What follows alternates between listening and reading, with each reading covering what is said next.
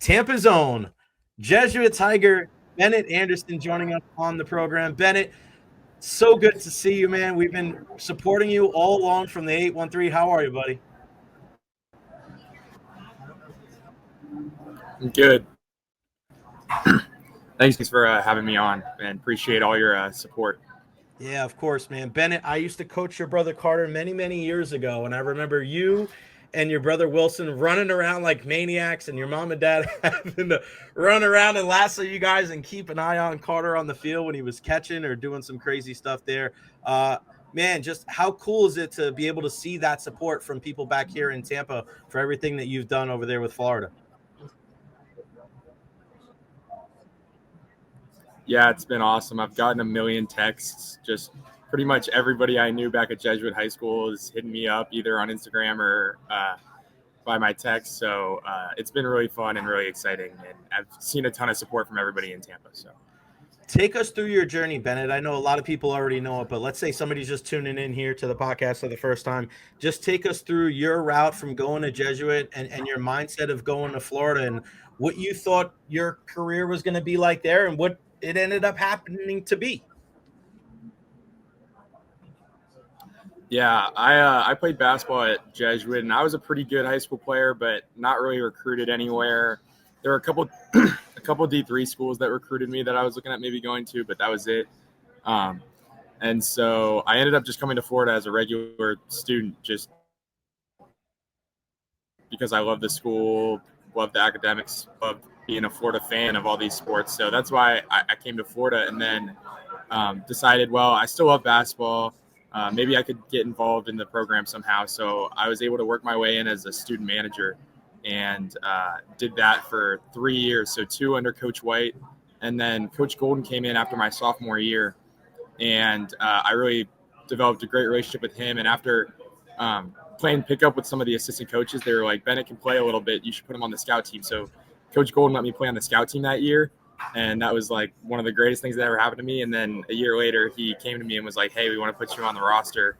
And so that was before last season. And then thanks to COVID, which I was dealing with kind of coming out of high school, I ended up with 1 more year of eligibility. So I decided to stay 1 more year this year. And I'm really glad I made that decision. I know we are too, man. What was it like to get into some of those games, this year and also in the SEC tournament, man? Because you're thinking SEC tournament is going to be some nip tuck games. The SEC was so fantastic this year with teams littered throughout the top 25, but to be able to see some action because you guys played so well, what did that mean to you? Yeah, that was awesome. Yeah, we still are, but really going into that tournament super hot and playing really good basketball. I think even though it was the best conference in the country this year, we all went into Nashville feeling like we're going to win this thing. And so that semifinal game, the lead started to build a little bit more and a little bit more. And I was like, all right, I might get some time here. And then getting in and then scoring, it was all kind of a blur, but it was so fun. And a bunch of my friends from UF, like my 5 best friends that I lived with for 3 years who graduated, so they're not here anymore, they were all there in Nashville. So I got to high five them and take photos, and my parents were there. It was awesome. Yeah, your parents are great, and shout out to them. Love them so much. I actually got a chance to talk to them after watching Wilson pitch against TC a couple of weeks ago. What is that like when you get up off the chair there and you go to check into the game and you hear that roar from not just your teammates but the fans? Because listen, man, you've become like one of the more well-known guys on the team who doesn't see a ton of action, but I mean, you've really become a person that people love to cheer for when it comes to this Florida Gators basketball team. Yeah, it's a pretty fun role, and it's a pretty special role because, when you get in there, it doesn't really matter what happens. Like, people are just excited you're in there and your team's already won the game. So I think because of that, you can kind of play with a little bit of freedom and just play with confidence because, like it doesn't really matter what happens. And so it's pretty fun to get out there in that kind of situation with all that support and not a lot of pressure. What is it like to see a game? And I'm sitting here in my house watching that game against Texas Tech, and it just looked like the first half, no matter what you guys could do, it just couldn't put it together. What was that last 3 minutes like where it seemed like a switch flipped, three started going down, Walter Clayton turned into Steph Curry? Like, it was just unbelievable to be able to sit there and watch that last 3 minutes of the game. What was that like? Yeah, just insane. We couldn't really make anything the whole game. But everybody, we always make a run, like especially in the second half. We're a second half team, and we always have a big run. And so we were all saying like, our run's coming, our run's coming. And then with like 4 minutes left, we're down 9 at the under 4 timeout. And I think everybody's like, well, it has to be now. Like now, we got to do it now. It's now or never. And then Tommy hitting those 2 big shots. I think Walt kind of overshadowed it a little bit afterward, but he's kind of I think they're both the hero. Tommy, he doesn't make those 2 shots, we don't even have a chance. But if you can get it to within 3 or within 4 with a minute left and you have Walter Clayton, you have a good chance to win the game, which is not what a lot of teams can say. So on that last shot, I actually, like, watching it back, like, I didn't react. Like, I literally just, like, looked around. I think it's just because, like, that's what he does. I think I was expecting it to go in. So it's amazing. He set the bar so high, right? At the end of those games, he's got ice in his veins. What's the mindset? What's the mindset from Coach Golden? What is the talk right now as you lead up to the Final Four? It's chalk, man. It's the 4 best teams in the country. I mean, what's the mindset going into this week? Do you treat it like, hey, it's any other game, or do you say, hey, the intensity is going to be ratcheted up before we head to San Antonio? Yeah, we're about to meet for film. We got back to Gainesville yesterday from San Francisco, and the message was just rest. Just try to rest and recover and kind of reset yourself. So I don't know much from, like, mindset game plan. I will in a couple hours here, but we've been playing the best teams all year. So I think that'll be part of the message. Like, I think the SEC's prepared us for this, and so we won't be surprised by anything we see out there, especially first game given we've played Auburn before. So. Yeah, what is that like to know that there's another SEC team? And, you know, that just it was so crazy. As I said before, the SEC was – I watched that game with my dad. They were here when you guys went to Auburn and beat the Tigers, and it was, to me, the most impressive win of the year. But to know that you're going up against another SEC team in this type of year with a great coach and some great players over there, I mean, what do you think about, you know, that matchup before you get into it?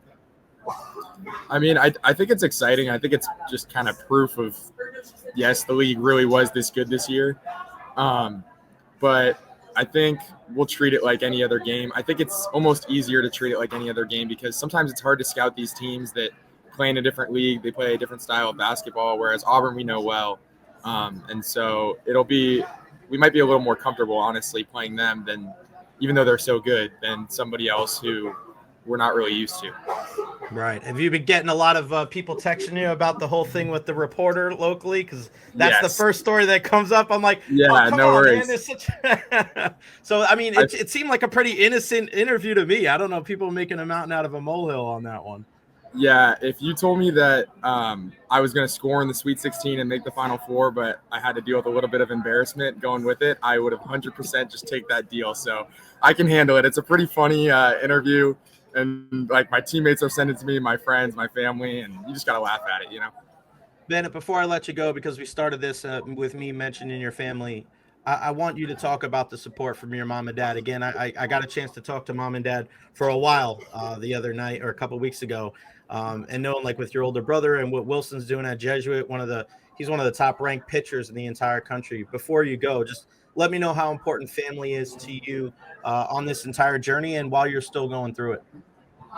Yeah, family is super important. As you know, since you know them, we have, like, the most supportive parents in the world, and they want us to follow our dreams and do all these different things. So they're pretty awesome. And my siblings, I've got 4 siblings. My sister Abby and her husband and her 2 little kids, one's 3, one's a newborn, flew all the way out to San Francisco to catch those games. And everybody's going next week too. Have to fly back before the championship because of his baseball season, but he's going to try to go to the semi. So just super excited to have them all there, and they're all the best. I love my family dearly.